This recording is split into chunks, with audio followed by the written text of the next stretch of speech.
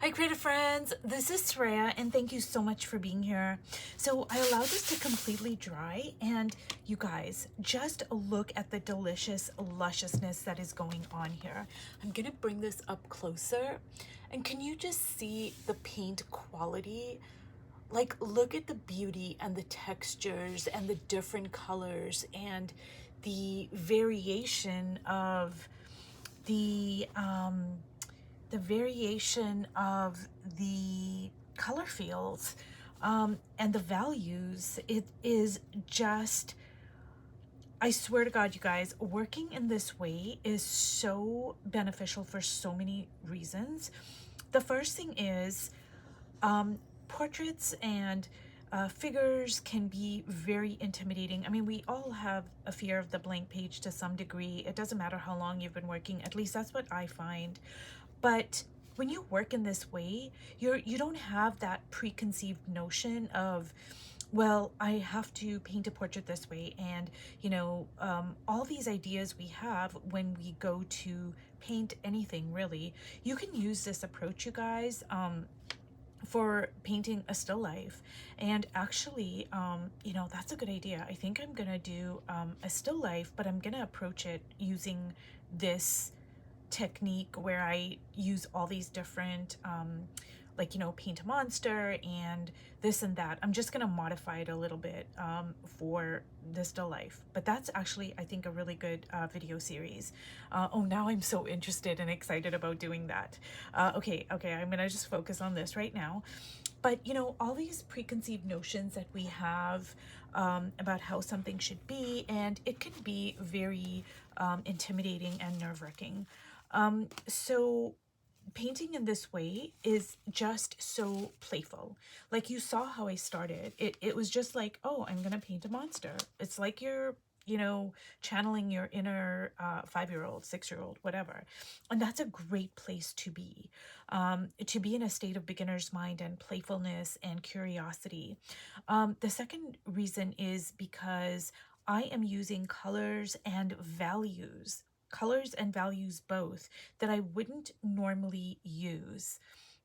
Because normally, and so now's a good time to talk about the push-pull. So a few videos back, when I did my series, I did say that when you push something into the background, generally you tend to use darker values and cooler colors. When you want to pull something forward into space, you tend to use warmer colors and lighter values. That is true, 100%. Now, this is where, you know the rule, you've practiced the rule, you understand the rule, and now you're going to break the rule. And that's where you get like really interesting, unique, just beautiful pieces of art that you wouldn't normally get. So that is the rule, okay? And now we are going to break that rule. So that's where now, even for the parts that are recessed, I am using warmer colors. I'm using lighter values. And when I work this way, I'm more likely to do that because I'm not going to be so constrained by rules and what I should and shouldn't do. So I hope I'm making sense, you guys. So rules are rules and they hold true. That being said, because we are artists and we are creators, we also break those rules once we understand them. So anyways, I'm going to stop yapping so much, but I am just loving so much of what is going on here, you guys. I cannot tell you. So what I want to do is I want to kind of just, see if I have the eyes placed correctly here. And I think I'm going to kind of go like so.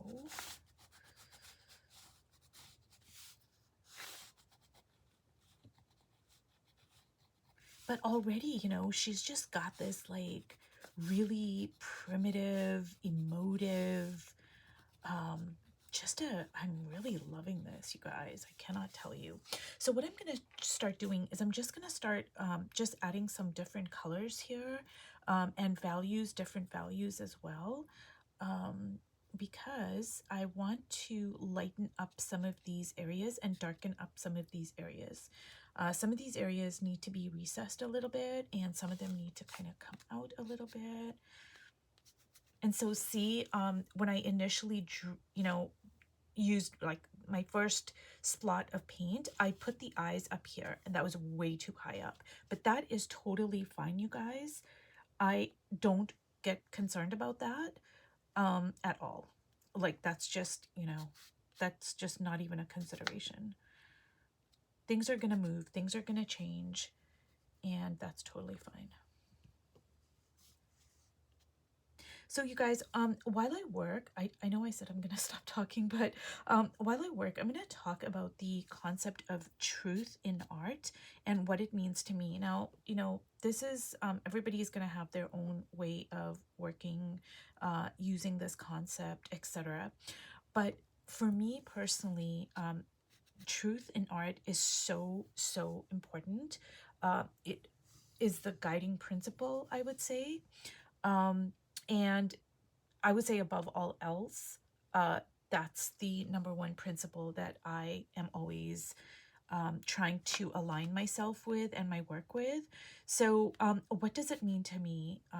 And this wasn't meant to be a philosophical kind of a video. I'm still working on my portrait, but I think it's important to talk about it. And the reason why it's on my mind is because I just wrote a Instagram post on my Healing Ancestral Trauma art journal.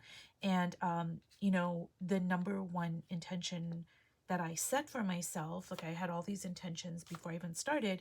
And the number one intention was for truth. So what does truth mean to me in my art? It means many things.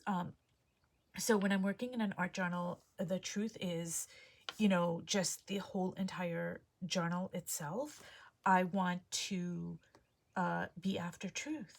I don't want to create a very sanitized version of my ancestry, my lineage.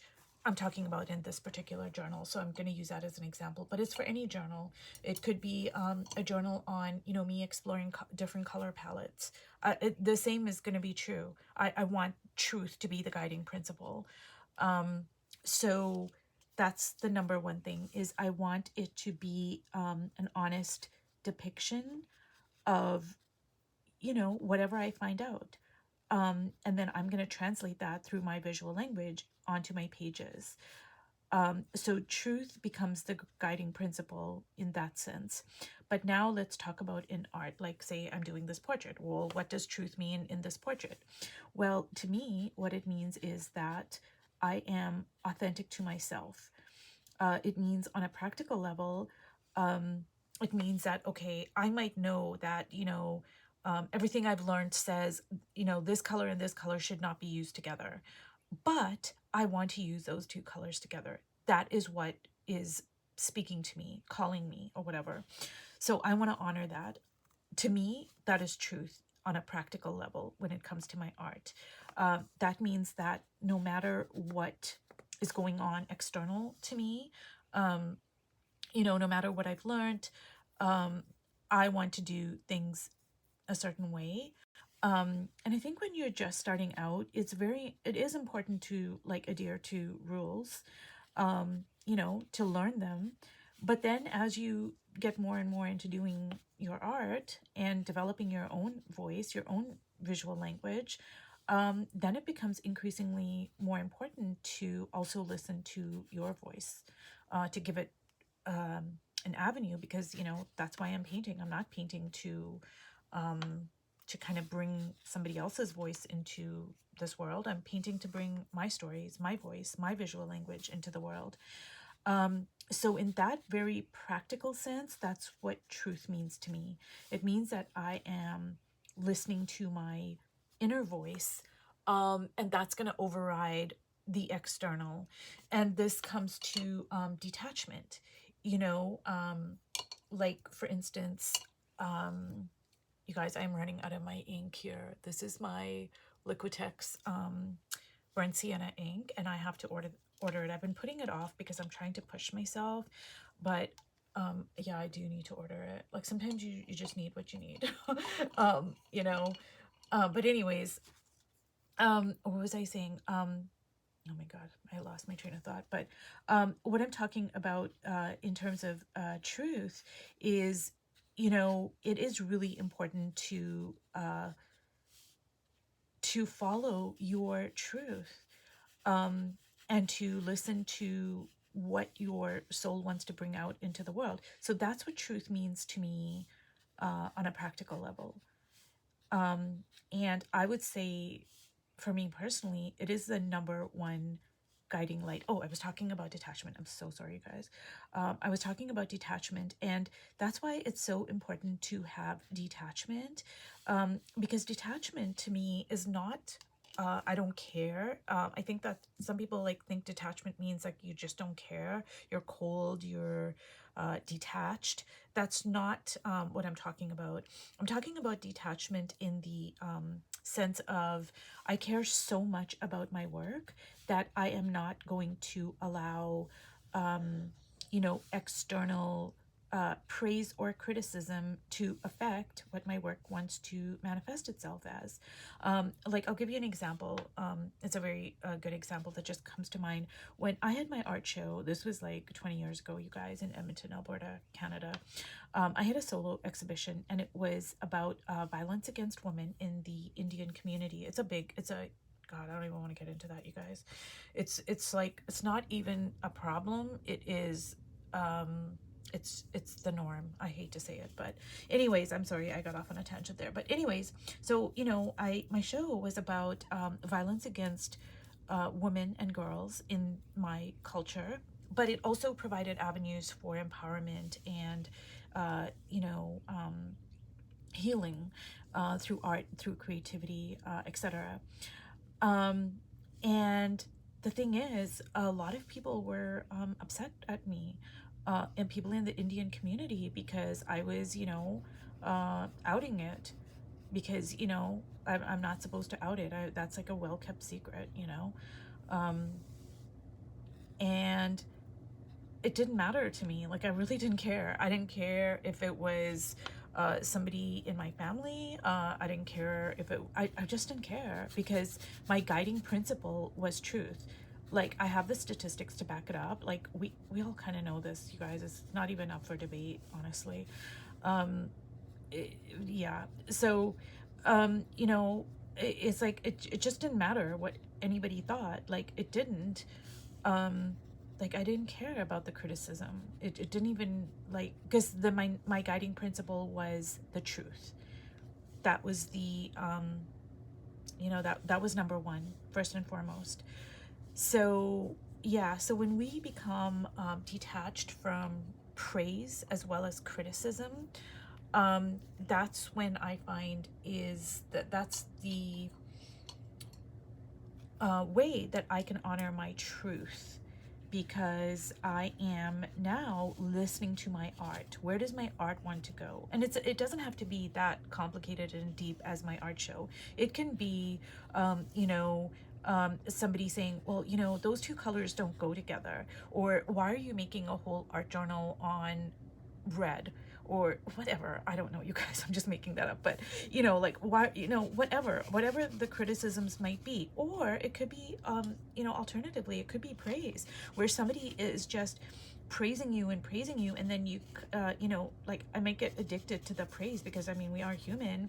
And then when I want to change and I want to do something completely different, but now I'm like hesitant, because I'm like, well, if I don't create this art, nobody's gonna like it.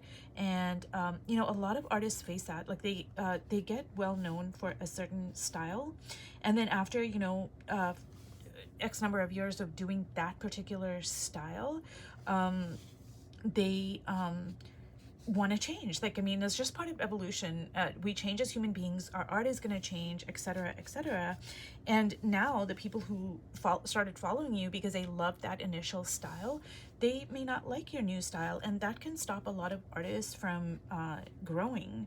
And I've seen artists talk about that. It's a very real problem that we all face. And that's one of the things, honestly, you guys, that I love about Connie Solera, because if you go onto her Instagram account, she just has like she just paints whatever she wants to paint. Like if she wants to paint like a portrait, she's gonna paint a portrait. If she wants to do an abstract, if she wants to do landscapes, and I just think like that is that appeals to me, like very much so, because that keeps us fresh. Like I love doing still lifes, you guys. Like I honestly just love it. I've always loved it. And I also love doing abstracts, and I love doing a lot of different things. Anyways, I'm sorry, I'm getting off on a tangent again. Oof. This morning, you guys, I'm trying to stick to like I'm trying not to just go off. But yeah, it's just okay. So yeah, you guys, so that's what truth means to me, and to me it's the number one guiding principle when I paint. It's my North Star. You know, it's gonna like pull me back in when I get off track. I always and so like, not when I'm doing a portrait like this, but when I'm doing an art journal, for sure, especially one like Healing My Ancestral Trauma art journal, I write down a whole manifesto. I write down, you know, a whole bunch of things, what I want to get from it, what my intentions are, what I'm calling in, you know, just a whole bunch of different things. And at the top of that list, okay, is truth. It's got to be truth, truth, truth, truth. And that's the way, you know, that's just the way I work. But I think it's important to talk about these things, because I think we all kind of deal with it, whether consciously or subconsciously, to some degree, as artists. Okay. Well, you guys, I am going to let this dry, but I am really, really loving it. So can you see like how the eyes were placed way up here? But you know what? It's totally okay. Like it's all gone now. And some of the black is showing through, which I love, like over here even. Some of it is showing through, and I love it. It's giving it depth.